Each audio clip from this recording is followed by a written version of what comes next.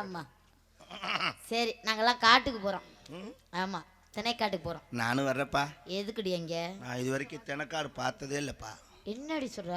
நான் போனது பூராமே ஆர்எஸ்பதி காடு, கருவக்காடு, முந்திரி காடு அந்த மாதிரி தான் போயிருக்கேன். திணைக்காடு பார்த்தது இல்லை. அப்படியா?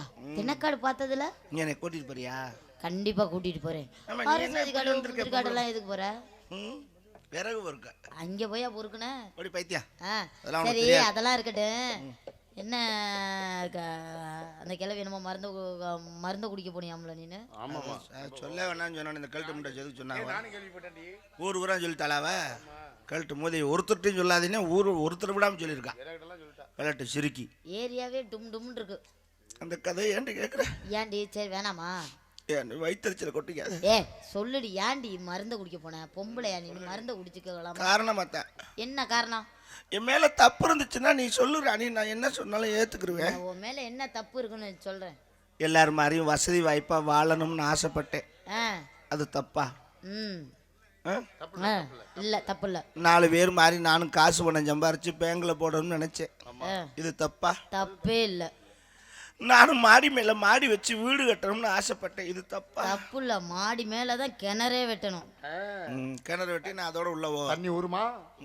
பைத்தியம் செய்யாத தொழில் ராணி. என்னடி சொல்றா? நானும் ஆப்ப கடையிலேருந்து, இட்லி கடையிலேருந்து, டீ கடையிலேருந்து, பேக்கரி வரைக்கும் வச்சு பார்த்துட்டேன். அச்சோ ஒன்றும் ஓடலை. எல்லாம் படுத்துருச்சு. நம்ம ஒரு ராசி இல்லாத முண்டை. அப்படி சொல்லாதடி. இனிமேல் உயிர் வாழ்றதுல நியாயம் இல்லைன்னு தான் மருந்து குடிக்கலாம்னு போனேன். அப்புறம் ஒரு யோசனை வந்துருச்சு. என்னன்னு?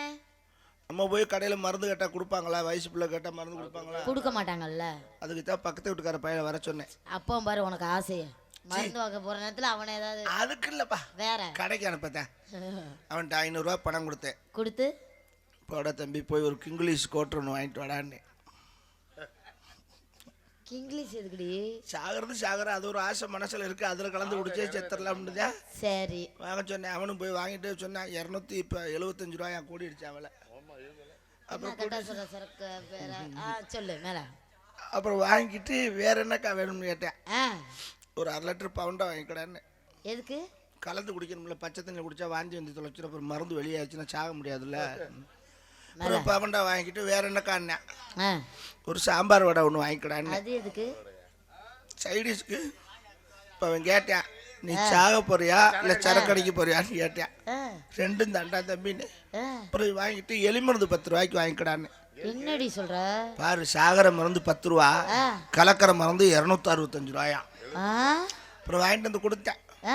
சரின்னு அப்புறம் கட்டிங்க ஊற்றி பவுண்டாவும் ஊற்றி எலி மருந்தையும் உள்ள போட்டு அப்படியே விரல விட்டு ஆட்டினேன். எதுல? சரக்குலதான் கலக்கி விட்டு எடுத்து கிழுக்கலாம்னு கிட்ட கொண்டு போனல. கழுட்டு முட்டை வந்து தட்டி விட்டா. ஐயோ சரக்கு போச்சு. அப்ப நான் ஜாகனம் முறையா? இல்லடி வீணா போதேன்னு சொன்னேன். கலட்டு மூதி எதுக்கடி தட்டி விட்டேன்னு கிளவி கேட்டா என்னன்னு? மருந்த குடிச்சிட்டு சாகிற அளவுக்கு உனக்கு இப்ப என்ன பிரச்சனை? அதுதான் நானும் கேட்டுக்கிட்டேன். மருந்த குடிச்சு சாகிற அளவுக்கு என்ன பிரச்சனை உனக்கு? நான் சொன்னேன், நானும் எல்லா தொழிலும் பண்ணேன், பூராமே படுத்துருச்சு, ஓடலை, அதனாலதான் சாக போறேன்னு. இப்ப கிளவி சொன்னா என்ன? எல்லா தொழிலும் படுத்துருச்சுன்னு சொன்னீங்க, அந்த தொழில் பண்ணியான்னு. அதான் என்ன தொழில்? அதான் எனக்கும் தெரியல என்னடின்னு. அதான் படுத்துருச்சுன்னு சொன்னீங்க, அந்த தொழில் பண்ணியா அப்படின்னா. அது என்ன அந்த தொழில்? எனக்கு அப்பவும் விளங்கல. என்னடி சொல்றேன்னு. இப்பதான் கேட்டா, இந்நேரம் நீ மருந்து குடிச்சு செத்து இருந்தீன்னா இந்த உடம்ப கொண்டு என்ன செய்வாங்கன்னா, ஒன்னும் எரிச்சிருப்பாங்க இல்லைன்னா புதைச்சிருப்பாங்க. இதேதான் நானும் சொன்னேன். இப்ப கிளவி சொன்னா, வெட்டியா மண்ணுக்குள்ள ஒரு உடம்பு தானே இது, ஆண்டவன் கொடுத்த வரப்பிரசாதம் இந்த உடம்பு, ஏன் நீ இதை வச்சு தொழில் பண்ணக்கூடாதுன்னு கேட்டா. பட் அந்த டீலிங் எனக்கு ரொம்ப பிடிச்சிருந்துச்சு. அடிச்சேன் பிளக்ஸ் 36க்கு 36 தூக்கி கட்ட முடியல பயல்களால. அத்தனை தண்டி அடிச்சு என் போட்டாவை பொருசா போட்டு சிரிச்ச மோதோட இருந்தியா.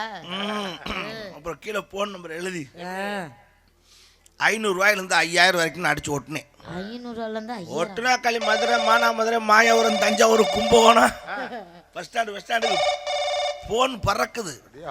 இந்த போன் வந்த முடியுமா தானே இருக்கு. பிஸி ஆயிட்டேன். அதில் ஒருத்தன் ஃபோன் போட்டுக்கிட்டு என்ன கேட்க கூச்சப்படுறேன். எப்படி புதுசு போலாவேன். ஹலோ, நான் இந்த நம்பர் ஃப்ளெக்ஸில் பார்த்தேன், நீங்கள் வந்து இது சொல்கிறேன் முண்டை, நான் தான் என்ன விஷயம். என்னடி இப்படி பொசுக்குன்னு கேட்டுவிட்ட? நமக்கு என்ன, ஒவ்வொரு கஸ்டமரும் நமக்கு செய்வோம் மாதிரி நம்ம. அப்போ அவன் சொன்னேன், நான் தெய்வம் மாதிரி நாங்கள் ஒரு 5 பேர் இருக்கோம் அப்படின்னா.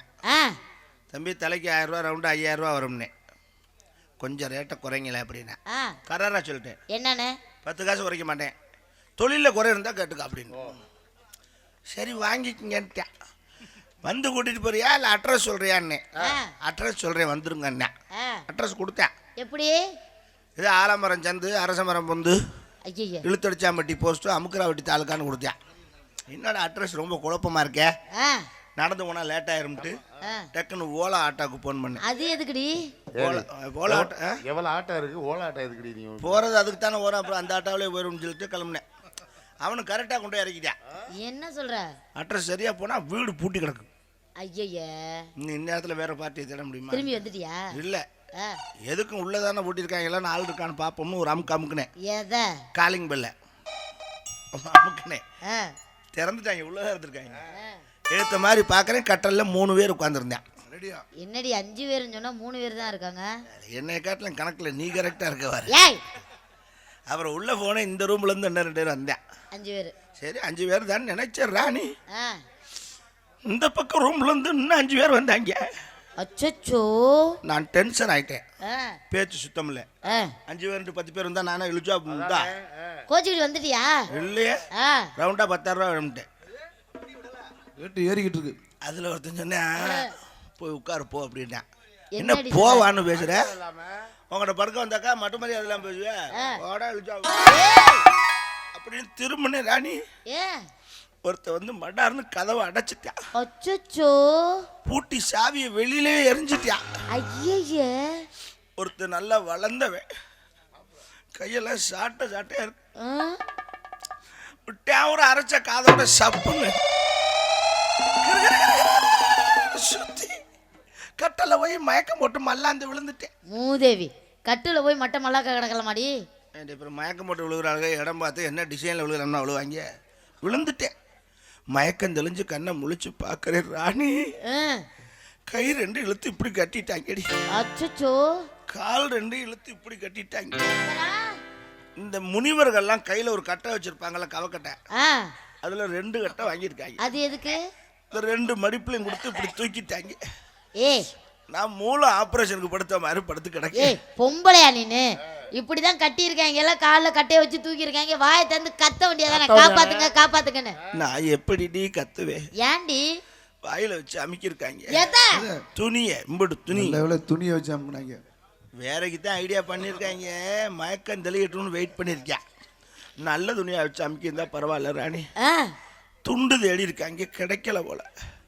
இந்த 10 பேர்ல ஒருத்தன் டவுசரை கலட்டி சுருட்டிய வாயில வச்சு அமுக்கிட்டான். ஐயோ, அவன் தாயிலே 6 மாசமா லாரியில கிளீனரா ஓடி இருப்பான் போல இருக்கு. அன்னைக்கு தான் இறங்கியிருக்கான் போல, துவைக்கல குளிக்கல. ஐயோ ஐயோ ஐயோ, அது தீயில ஓட்டாலும் வேகாத போல இருக்கு. என்ன கலர்னே தெரியல அந்த டவுசர். என்னால் முழுங்கவும் முடியல, துப்பவும் முடியல. அப்படின்னு கடற்கரையில் திரும்பி பார்த்தேன். ஏன்? ஒரு தைரியம். என்ன, 10 பேர் தானே, மீறி போனால் 15-50 நிமிஷம் தான், 1 மணி நேரம் கூட வராது. எப்படி டயத்தை நீ பிக்ஸ் பண்ணுற? அவங்க முகரக்கட்டையை பார்த்தா தெரியாது. என்னடி சொல்கிற? முகரையில் எழுதி ஒட்டியிருக்கு. உள்ள இம்புட்டு பான்பராக்கு, இம்புட்டு ஆன்ஸ் கிடக்கு. உண்டு அவ்வளோதான் தெம்பு. கோழி மாதிரி ஏறணுன்னு இறங்கிடுவாங்கன்ட்டு போயிடலாம்னு நினச்சிக்கிட்டு இருந்தேன். 10 பேர் வந்தா ராணி. சரி முடிஞ்சிருச்சு, கிளம்புன்னு பார்க்குறேன். என்னடி? ஒருத்தன் வந்தான்ல, ஆமா, அவன் சுத்தி வந்து டவுசரை தோல்ல விட்டு அடுத்த ரவுண்டுக்கு ரெடியா நிக்கிறான். பூரா பிள்ளையார் கோயிலில் பொங்கச்சோறு வாங்கி பழகிருப்பாங்க உனக்கு. போயிட்டு போயிட்டு போயிட்டு போயிட்டு 1 வாரம் முடி ராணி, 1 வாரம் என்னை காலை இறக்க விடலடி. உனக்கு தான் எட்டல் இல்லை சாஞ்சல். எப்போ அப்புறம் அவங்களுக்கா முடியாம போனதுக்கு அப்புறம் செருப்ட்டு அவங்களே அடிச்சுக்கிட்டு என் காதுல கழுத்துல கிடக்கிறதெல்லாம் புடுங்கிக்கிட்டு என்னை குண்டியில் ஒரு மிதிச்சுப்பா என்கிட்ட காதுல கழுத்த அப்புறம் பிடிக்கிட்டாங்கன்னா காசா. அப்பதான் நினைச்சேன், தொழில்னால் லாபம் நட்டம் இருக்கிறது சாசனம். நான் பண்ண தப்பு ஒத்தையா போனேன் பத்தியா. தப்பு ஒரு பார்ட்னர் தொழில் இருந்திருந்தா அதுக்கு தான் உன்னை கேட்கலாம். என்ன எதுக்குடி கேக்குற? சீக்கிரம் சம்பாரிச்சு பெரிய ஆளாவும். நீனே பெரிய ஆளாயிக்க, நான் வரல. சரி அம்மா அங்க என்னை அறிமுகப்படுத்துவீங்க? கண்டிப்பா இவதான் அந்த இடத்துக்கு போனதுன்னு சொல்லி காட்டியது.